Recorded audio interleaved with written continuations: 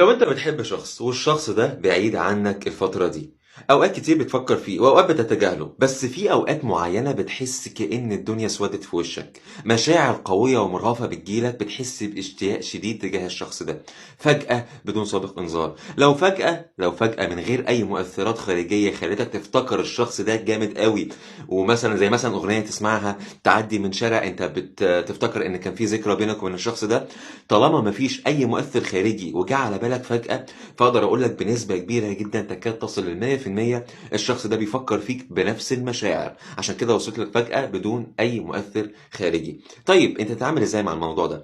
ازاي لما تجيلك المشاعر القوية والمرهفة دي تعرف تستغلها افضل استغلال بدل ما تخليك تكتئب وتضايقك وتزود الموضوع اكتر ما هو اسوأ؟ ممكن تعمل لايك تشجعني يعني.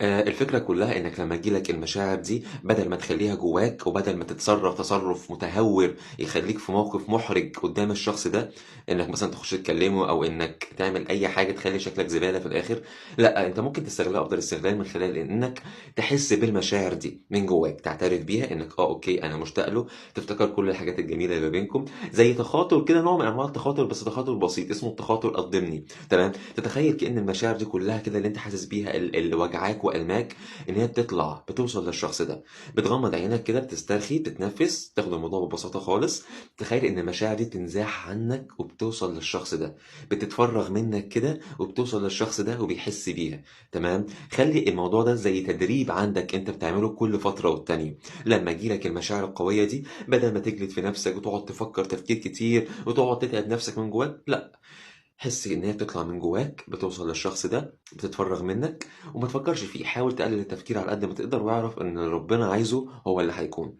تمام، لايك وفولو شجعوني، ولو حد عايز استفسار عن اي حاجة يبعت لي رسائل او يكتب لي في الكومنتات. بحبكم قوي.